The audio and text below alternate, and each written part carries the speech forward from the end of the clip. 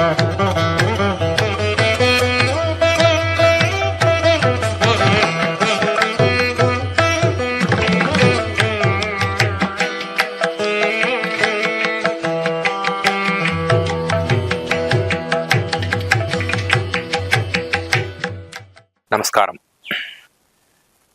தென்னாருடைய சிவனே போற்றி, எந்நாட்டவர்க்கும் இறைவா போற்றி. இன்று நாம் காண்கின்ற தலைப்பு ரிஷிகள் வழிபாடு. ரிஷி என்றால் சம்ஸ்கிருதத்தில் என்ன சொல்லுவாங்க அப்படின்னா, இதை வகுக்கப்பட்டது அப்படின்னு சொல்லுவாங்க. அத வடமொழியில் சம்ஸ்கிருதம் என்று பெயர். அப்போ ரிஷிகள் யார்? இந்த ரிஷிகள் நாம் நமது தலைமுறையை உருவாக்கப்பட்ட நம்மளுடைய பாரம்பரியமிக்க நம்மளுடைய பரம்பரையை உருவாக்கப்பட்ட இந்த ரிஷிகளையே ரிஷிகள் என்று சொல்வார்கள். ரு என்ற வார்த்தைக்கு என்ன அர்த்தம் அப்படின்னா, இந்த ரு எப்படி அப்படின்னா வகுக்கப்பட்டது, நன்முறையாக செய்யப்பட்டது.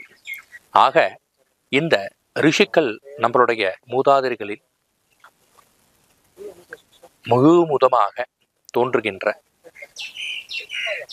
கோத்திரத்தில் வருகின்ற ஆசான்களாக நமக்கு திகழ்கிறார்கள். உதாரணத்துக்கு அகத்தியர், அடுத்தது கௌதமர், காஷ்யபர். இதையே நாம் வழிபாடாக சப்த ரிஷிகள் அப்படின்னு நாங்க வழிபட்டு இருக்கோம்.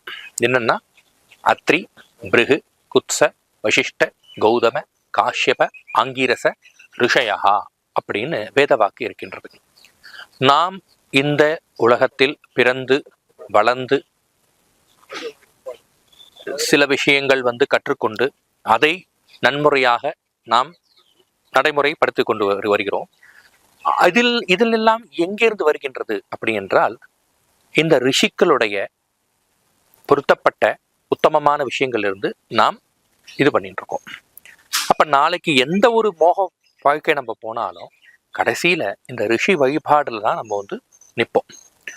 ஆகவே இந்த ரிஷிகள் நமக்கு என்ன பண்ணியிருக்காங்க அப்படின்னா, தெய்வ வழிபாடு விஷயங்களும் நம்ம சொல்லி கொடுத்துருக்காங்க. ஒரு நற்பண்புகள விஷயங்களும் நமக்கு சொல்லி கொடுத்துருக்காங்க. அதுதான் நம்ம ஒரு இடத்துலையும் ஒரு வழிபாடு பண்ணும்போது, நான் இந்த கோத்திரத்தை உடையவன், நான் இந்த சூத்திரத்தை உடையவன், நான் இந்த குடும்பத்தை சம்பந்தப்பட்டு நான் வருகிறேன் அப்படின்ற முதலாவதாக நம்ம சொல்கிறோம். அப்போ முதலாவதாக தெய்வ வழிபாடு பார்த்தோம். இரண்டாவதாக ரிஷி வழிபாடு என்பது என்றால் என்ன? இந்த ரிஷிகளுடைய வகுமுறை. நான் இந்த ரிஷியை சேர்ந்தவன், நான் இந்த ரிஷி, அதுதான் டிஎன்ஏ அப்படின்னும். இன்னைக்கு விஞ்ஞானத்தில் டிஎன்ஏ பத்தி பலவிதமான ஆராய்ச்சிகள் போகின்றது. அந்த காலத்திலே ரிஷிகள் மூலியமாக டிஎன்ஏ மூலியமாக இந்த பிறப்பு நமக்கு வந்திருக்கின்றது. ஆகவே இந்த பாரத தேசத்தில் எப்பேற்பட்ட மக்களும் பிறந்தால் என்றால் அவர்கள் அனைவரும் ரிஷிகளுடைய குல வம்சத்தில் வந்தவர்கள் என்று பொருளாக விளங்குகிறது. ஆகவேதான் நாம் அகத்திய கோத்திரம் அப்படின்றோம், விஸ்வாமித்ர மகரிஷி கோத்திரம் அப்படின்னு என்கிறோம்.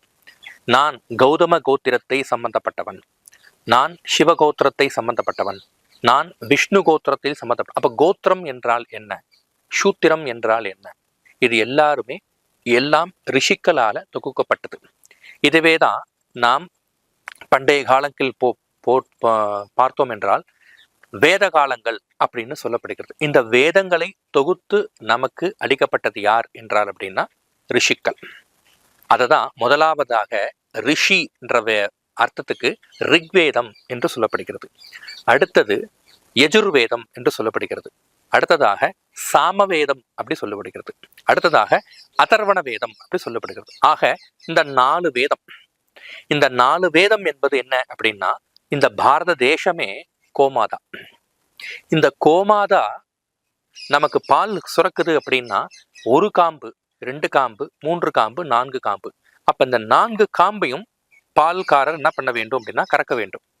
ஆக நமக்கு இந்த ரிக்வேதம் மூலியமாக விஞ்ஞான தத்துவத்தையும், யஜுர்வேத மூலியமாக நம்முடைய பண்பாடு கலாச்சாரத்தை சம்பந்தப்பட்ட விஷயங்களும், சாமவேத மூலியமாக நமக்கு கலைகளையும், அதர்வண வேதம் மூலியமாக நம்முடைய மருத்துவ விஷயமும் நமக்கு பயன்பாடாக இருக்குது. இதுதான் ரிக், யஜுர், சாம, அதர்வணம். அப்ப ஆங்கிலத்தில் சொல்வோம் என்றால் RYSA. இந்த RYSA இதுதான் வெளிநாட்டில் என்ன பண்றாங்க அப்படின்னா, இந்த ரஷ்யான்ற தலைப்புல நம்ம வந்து பெரிய உலகத்திலே பெரிய விதமான அரசு சாம்ராஜ்யம் என்றால் என்ன, ரஷ்யாவை தான் சொல்லுவாங்க. ஆக அங்க என்ன இன்னைக்கும் ஃபாலோ பண்றாங்கன்னா, விநாயகரோட உருவத்தை அவர்கள் வழிபட்டு கொண்டிருக்கிறார்கள். ஆக நம்மளுடைய பாரத தேசத்தில் முக்கியமானது அங்கம் எது அப்படின்னா இந்த 4 வேதம். அதேதான் தமிழ்ல வந்து மறை அப்படின்னு சொல்லப்படுகிறது. மறை என்றால் என்ன? மறைத்து வைத்தல். ஏன்னா உதாரணத்துக்கு ஒரு மரம் பார்க்கிறோம், மரத்துல இருக்கிற எல்லா விதமான விஷயங்களும் நம்ம பார்க்கிறோம். ஆனா ஒன்னே ஒண்ணு தவிர நம்ம பார்க்கறது கிடையாது. என்னது அப்படின்னா இந்த வேர். வேர் என்றால் மறைந்து இருக்கும், ஆனா ஆதாரமே அந்த வேர் மூலியமாக தான். அதுபோலதான் இந்த வேதங்கள் மறைந்திருந்தாலும் அதோடைய தத்துவத்தையும் அதோடைய குணத்தையும் அதோடைய முக்கியமான பண்புகளையும் நாம் அன்றாட பயன்படுத்திக்கிட்டுறோம்.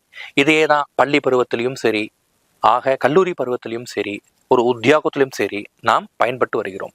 இந்த வேதங்களை பிரித்து தொகுத்து கொடுத்தவர்கள் யார் அப்படின்னா நம்முடைய ரிஷிகள். ஆக நாம் குலதெய்வ வழிபாடும் பார்க்க வேண்டும், இரண்டாவதாக ரிஷி வழிபாடும் பார்க்க வேண்டும். நமக்கான சொத்துகள் 2 சொத்துகள், ஒன்று குலதெய்வம், இன்னொன்னு ரிஷி. இந்த 2 விஷயத்தையும் தான் நாம் சொத்தாக நாம் கடைபிடிக்க வேண்டும். வணக்கம்.